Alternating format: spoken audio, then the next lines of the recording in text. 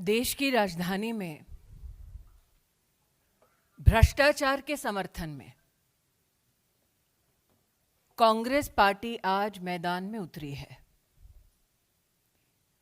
जिन्होंने न्योता दिया कांग्रेस के कार्यकर्ताओं को, उस परिवार के बारे में आज आपके सम्मुख कुछ प्रश्न रखना चाहती हूं, कुछ बातें रखना चाहती हूं। जो जेल से बेल पर हैं,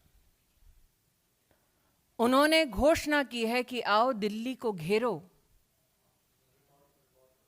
क्योंकि हमारा भ्रष्टाचार पकड़ा गया है।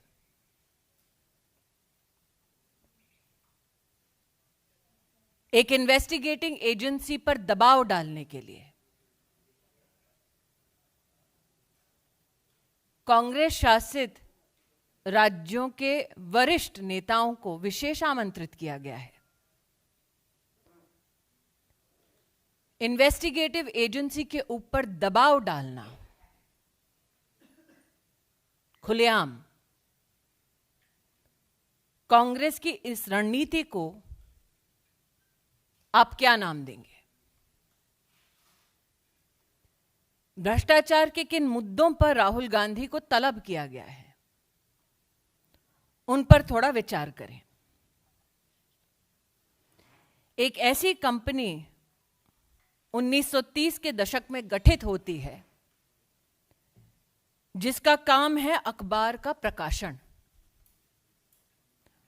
उस कंपनी का नाम एसोसिएटेड जर्नल लिमिटेड। उस वक्त जिसके शेयर होल्डर थे 5000 से ज्यादा स्वतंत्रता सेनानी, और जिस पर अब कब्जा है गांधी खानदान का। जिस अखबार के प्रकाशन के लिए स्वतंत्रता सेनानी शेयर होल्डर्स सुनिश्चित की गए, उसकी शेयर होल्डिंग एक परिवार को इसलिए दी गई ताकि वह अखबार का प्रकाशन ना करें, बल्कि रियल एस्टेट का बिजनेस करें। साल 2008 में इस कंपनी ने अपने ऊपर 90 करोड़ का कर्जा चढ़ा लिया था और फैसला किया कि अब यह कंपनी प्रॉपर्टी के बिजनेस में उतरेगी। साल 2010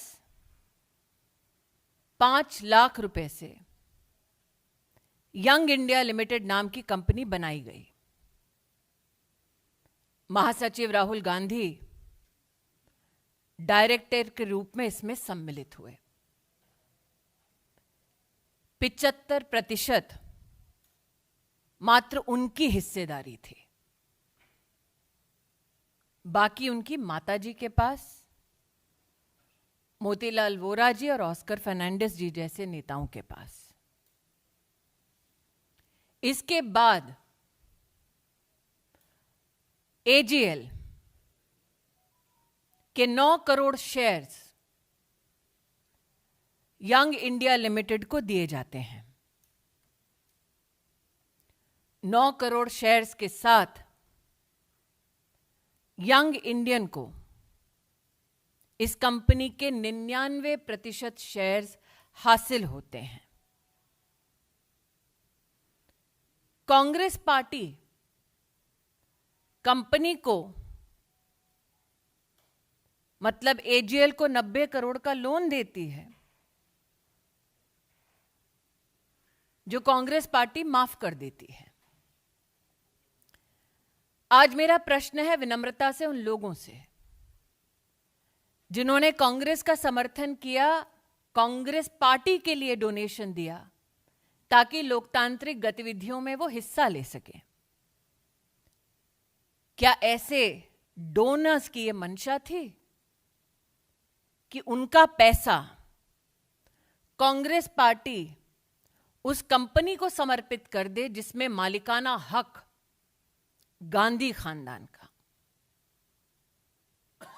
मालिकाना हक कोई भी सामाजिक कार्य के लिए नहीं, क्योंकि यंग इंडिया ने अपनी स्थापना के वक्त एक लाइसेंस लिया under section 25 of companies act कि वो सिर्फ चैरिटी करेंगे। लेकिन साल 2016 में यंग इंडिया ने इस बात को स्वीकार किया कि उन्होंने 6 वर्ष की अवधि में चैरिटी का एक भी काम नहीं किया। प्रश्न यह उठता है, कंपनी बनाई जाती है समाज सेवा के लिए, लेकिन समाज की सेवा नहीं, वो कंपनी मात्र गांधी खानदान की सेवा करने तक सीमित हो जाती है। आज एक प्रश्न उन नेताओं से करना चाहती हूं जो ईडी के ऊपर दबाव डालने के लिए दिल्ली में उपस्थित हुए हैं। आपको राहुल गांधी अगर मिले तो उनसे पूछिएगा कि उनका संबंध डोटेक्स मर्चेंडाइज प्राइवेट लिमिटेड के साथ क्या है। डोटेक्स मर्चेंडाइज प्राइवेट लिमिटेड हवाला एंट्री ऑपरेटर कोलकाता से संबंधित है, जो कैश के बदले चेक देती है, जिसकी ट्रांजैक्शंस पर फाइनेंशियल इंटेलिजेंस यूनिट का रेड फ्लैग है। जो कांग्रेस के कार्यकर्ता आज दिल्ली में एकत्रित हुए हैं, वो राहुल गांधी जी से पूछिए कि गांधी खानदान का संबंध डोटेक्स मर्चेंडाइज प्राइवेट लिमिटेड से क्या है। क्या यह सत्य है कि डोटेक्स मर्चेंडाइज प्राइवेट लिमिटेड के साथ उन कंपनीज का संबंध है जिसमें मालिकाना हक राहुल गांधी, सोनिया गांधी और जिसका संबंध श्रीमती वाड्रा से है। आज जो लोग इन्वेस्टिगेशन एजेंसीज पर दबाव डालना चाहते हैं, उनका ध्यान आकृष्ट करूंगी दिल्ली हाईकोर्ट के 2019 के एक जजमेंट के वाक्य पर। The entire transaction of transferring shares of AGL to Young India was nothing but a clandestine and surreptitious transfer of the lucrative interest in the premises of Young India. अर्थात AGL के ऊपर राहुल गांधी का, सोनिया जी का मालिकाना हक गैर कानूनी तौर पर संपत्ति पर अधिकार जमाने का एक प्रयास है। इसलिए आज जो गतिरोध कांग्रेस के नेता और कार्यकर्ता राहुल गांधी के बुलावे पर कर रहे हैं, मैं देश को बतलाना चाहूंगी कि ये लोकतंत्र को बचाने का प्रयास नहीं है, गांधी खानदान की 2000 करोड़ की संपत्ति को बचाने का प्रयास है। Ladies and gentlemen, at the clarion call of the Gandhi family, leaders and workers of the Congress party have descended onto the streets of the national capital to pressurize investigating agencies. A gentleman who is out on bail seeks to pressurize an investigating agency which seeks to unravel the corruption of the Gandhi family. Never before has such a blatant attempt been made by one political family to hold investigative agencies to ransom. Never before has a political family been so desirous of protecting their ill-gotten gains as the Gandhi family. So the questions that I put forth to you for the consumption of citizens at large is this.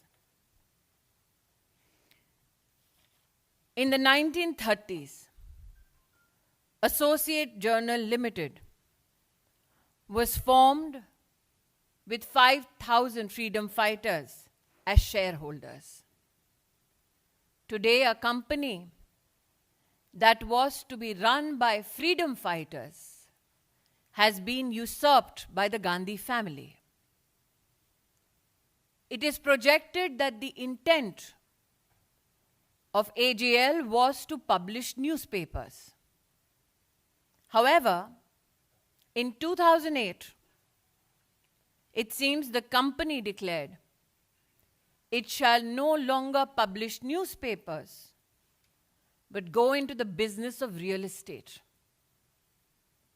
It is publicly known that the Congress party has waived off a loan of 90 crores. The question humbly I ask of those who have possibly donated money to the Congress party so that democratic values in our country can be strengthened. Did you know that the Congress party, instead of utilizing that money for public gain and public service, utilized it to profit the Gandhi family? The fact that the Gandhi family had to invite people to protect their real estate interest and their profits speaks volume of their political character. There are a few questions that should be asked of Rahul Gandhi. Is it true that Messrs Young Indian was incorporated with the intent to carry out charitable activities in 2010? Is it also true that in 2016, the same company, which is owned by the Gandhi family, has declared that in the 6 years of its existence, it did not carry out a single charitable activity? The question I hope is answered is this: what is Rahul Gandhi's relationship, or the Gandhi family's relationship, with Dotex Merchandise Private Limited? Mr. Gandhi, is it true Dotex Merchandise Private Limited is one of the several companies of a Hawala entry operator based out of Kolkata, where in lieu of cash, checks are given? Mr. Gandhi, is it true that Dotex Merchandise's transactions have been red flagged for suspicious transactions by the Financial Intelligence Unit? Is it also true, Mr. Gandhi, that today you have called upon your karyakartas and leaders to the national capital not to save democracy, but to save your property worth 2,000 crores? That you will try to hold the national capital hostage so that your properties, which have been usurped and are a part of ill-gotten gains, can be protected. This is not a drive to protect democracy. This intended drive is to protect 2,000 crores of the Gandhi family.